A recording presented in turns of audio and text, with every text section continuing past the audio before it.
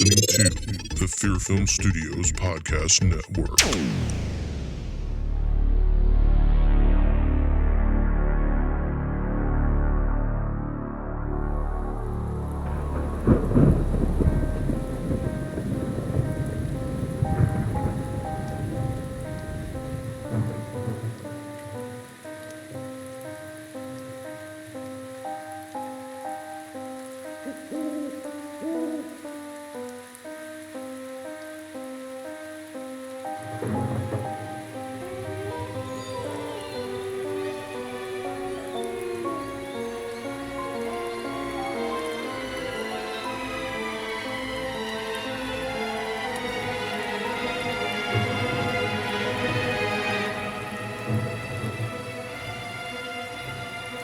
My name is Aleister Kane. I'm a collector of rare occult items and a ceremonial magician. I've searched my entire life for the lost journals of Dr. Crow. Now that I've found them, I've been called upon to embark on a dangerous quest with my sidekick, Blaze Barton, to search out and destroy all that is evil.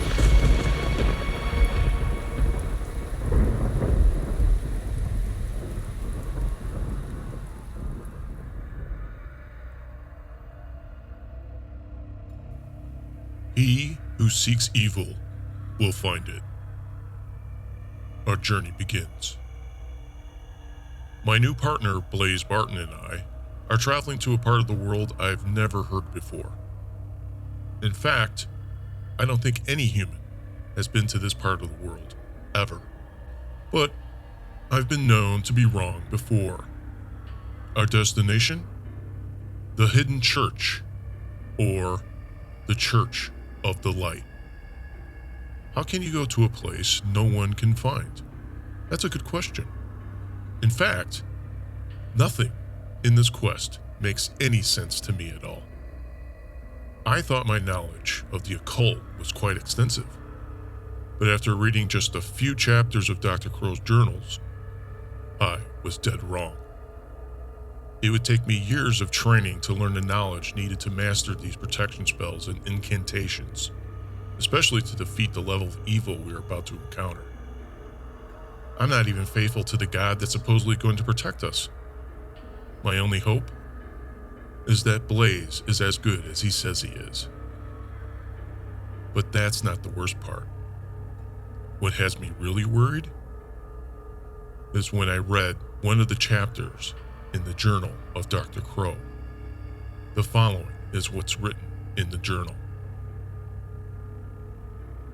I found it. I actually found it. After all these years, I found it. The place where the damned play. It's known only to occultists as the Church Painted Black, or the Black Church. This is a place of insidious evil and rotting death.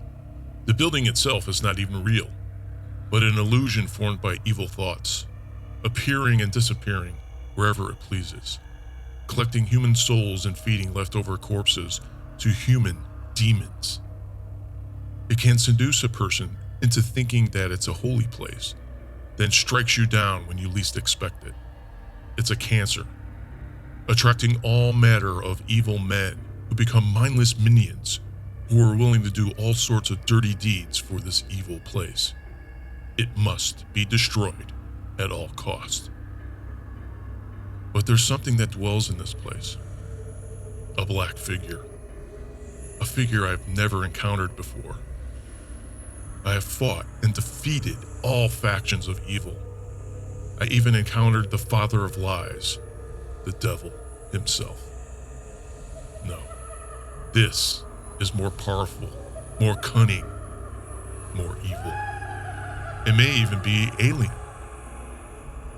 But beware of it. Don't attack it, or even attempt to fight it. You will lose, and your fate will be unimaginable. It's known only as Amon. I couldn't read anymore. This had me scared. I mean, really scared. If Dr. Crow couldn't defeat Amon, then I don't think anyone could. But what has me really scared is that I have been to the Black Church, and I barely survived. It's a place where I saw Dr. Crow ripped apart and murdered, an event that has never left me, nor will I ever forget. We will need all the help we can get. As we near our destination, not really knowing where we are, Blaze stops me. I am truly sorry, my friend, but for your protection, you can never know the true location of the Church of Light. I'm going to put you in a deep sleep, and when you wake, we will be at our destination. But before I could say anything, Blaze was chanting in some unknown language, and everything went black.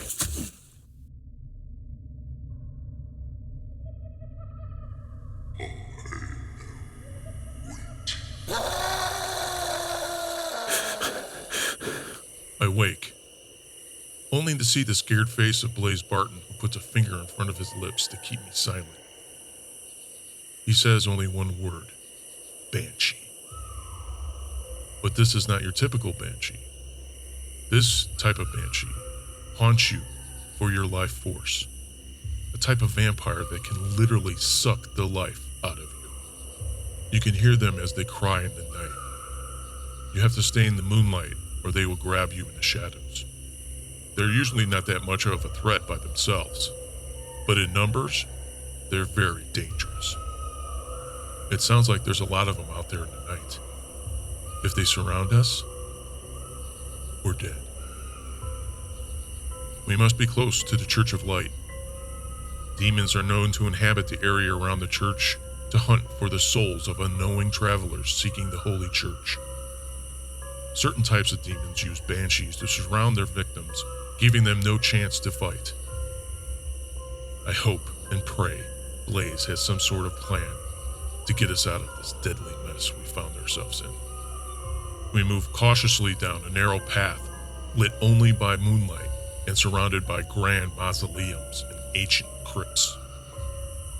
The smell of death permeates all around us. Blaze stops suddenly and looks about as if he's heard something. A slight wind and cries of banshees in the distance is all I hear. But Blaze seems spooked and continues to scan the surroundings. Now that I've had a chance to look about this place, I'm kind of freaked out as well. Then everything goes silent. No crickets, no wind, no cries in the distance. I think we're in serious trouble. I see movement out of the corner of my eye. That's when I notice the first banshee. It's covered in a decrepit black cloak and floats only meters off the ground. Then another. Blaze moves closer to me as he notices two more in front of him. We suddenly realize that we're totally surrounded by banshees.